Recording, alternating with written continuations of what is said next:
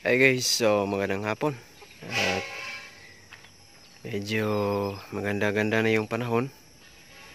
Hindi katulad nung mga nakarang araw o kahapon. Sobrang lakas ng ulan. At ngayon medyo meron ng araw. Yun. So meron pala tayo dito mga guys, mga native, no. So ito yung mga native natin na dami. So nasa po ito, 20 plus. So native lang po ito. Cross ng Rhode Island natin. So kaya yung kulay nila guys, hindi na kulay ng native Rhode Island na. So sila 20 plus heads. Yan. So dito meron tayong mga Siamo asil at merong Co-Siamo. Ayan, yung makikita nyo guys yung maliit. Ayan yung Co-Siamo, Belgian breed, no? So yan. So nasa wala pa tong 1 month ata. Ayan. Ito yung ating Siamo asil. Ayan. So ito yung mga manok natin dito guys na inilagaan bukod sa pagpupugo, no? So dito meron pa, ito yung mga guys, ito yung Rhode Island natin. Yan. Yan yung Rhode Island natin. Yan inahin. Tapos ito, yan, Rhode Island po yan. At ito yung ating mga Siamo asil.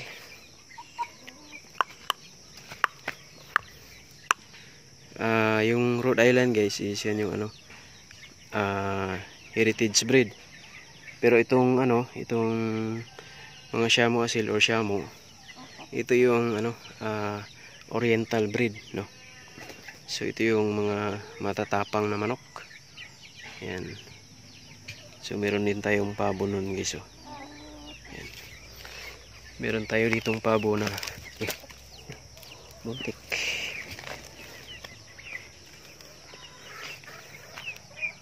May lansang.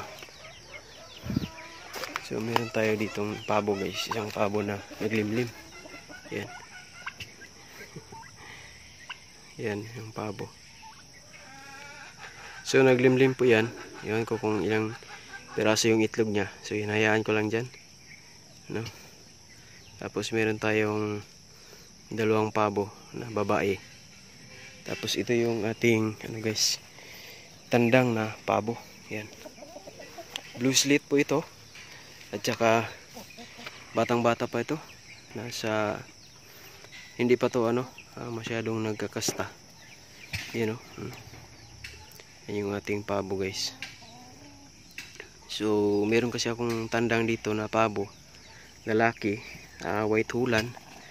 Pero ang tatapang. Palagi tayong sinisipa. So ayun, wala na, hinatay natin. So nagpalit tayo ng bagong breeder. At ito yon, maliit pa to. Yung nabili ko, maliit pa to. Tsaka ito yung gawin nating breeder sa ating tatlong pabo. Yan. Yung ating mga manok guys, oh. May mga native din tayo dito. May mga native tayo dito na gala, no? So yung native kanina guys, dalawang inahin yon. Yung 23 plus, yung isa 13 at saka yung isa 12. So yung andun kanina na mga native, cross Rhode Island red, dalawang inahin yon, kaya madami. So sinama ko lang lahat para maisa. Tapos yung dalawang inahin ay hindi ko sinama, pinakawalan ko. At ngayon umitlog na ulit yung inahin, dalawa. So yung isa, meron pa tayong isang native na naglimlim din. Papagayta ko sa inyo. Ito tayo guys sa ating native na naglimlim. Meron pala tayo dito guys, Rhode Island red. So trio po ito. Ito yung ating anak na, ito lang yung naiwan sa mga nabenta natin na Rhode Island. Tapos meron din tayong tatlong set doon na trio din. Medyo maliit dito. Ito malaki na. So trio din yon dun sa kabila. Yung kulungan na yun. Nandun. So, ito trio din. Isang lalaki at saka dalawang babae. So, dito tayo guys sa baba. Dito yung ating ibang manok. Dito yung ating isang ano guys, yung Shamo na guhan line. Yan o. Yan guys. Pikita nyo. Ang tangkad no. Ito yung gawing broodcock natin dito. Gawing breeder yan. So, pure po yan. Guhan line. Guhan yung ano niya. Yan o. Sobrang taas. Hindi kasya sa ano. Yan o. Sobrang tangkad. So, ito ay guhan line na Shamo. Makita nyo yung mukha niya guys o. Yan o. Tapang ng mukha. Short beak. Yan o. Short beak po ito at malaki yung ano niya. Yung tuka. Yan o. Makikita nyo guys o. Pormahan o. Yan yung Shamo na guhan. So dito guys, meron tayo isang native na ano, na naglimlim. Yan o. Yan. So naglimlim po yan. Nasa 11 pieces yung itlog niya. At ito yung mga panabong natin guys. Sweeter. Meron din sa kabila. Yan o. Tapos may binabae tayo dito. At meron din tayo dito guys na ano, na trio na Brahma. Partridge po ito. At tatlo po ito. Isang lalaki. At nandito yung dalawang babae. Yan.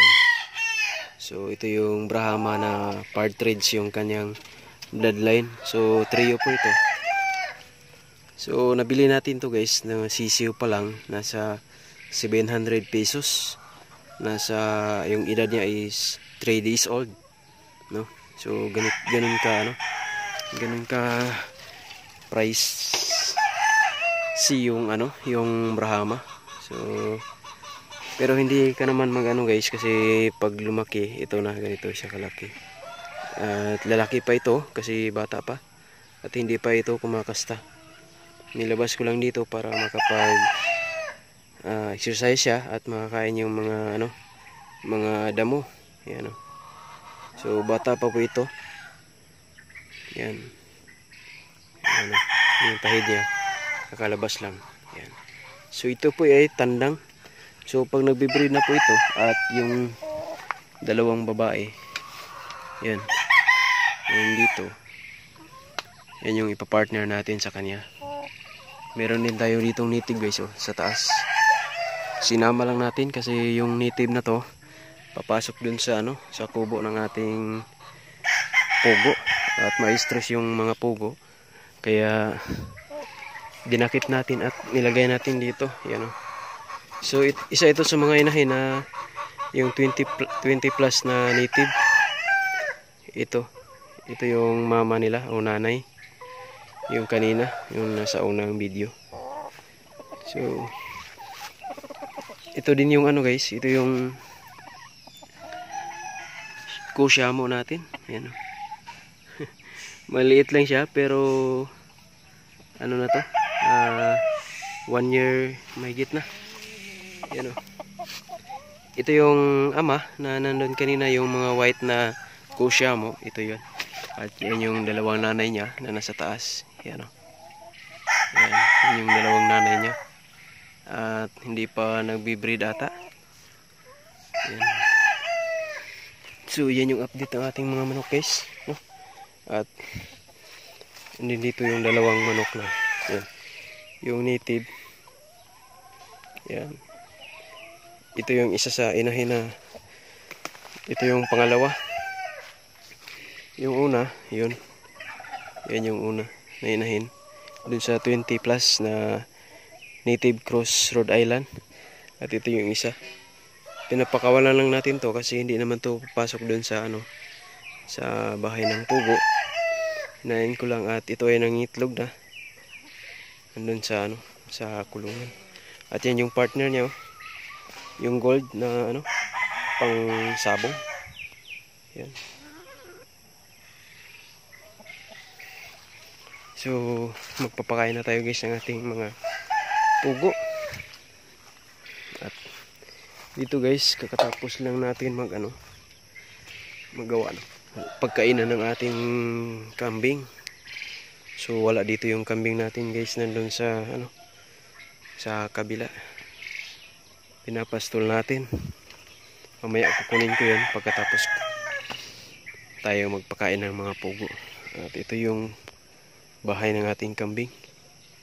So maliit lang, hindi pa natapos, pero dito na sila matutulog. Yan, ito yung bagong gawa natin. Lagyan natin ng pagkain to mamaya. Yan. So yun lang guys, yung update sa ating yung mga manok. So papakita ko yung kambing dito pag sila ay nandito at kakakain dyan, kung paano natin ilalagay yung ating pagkain para sa ating mga kambing. Yun lang guys, happy farming yung ating pugo house. Bye bye.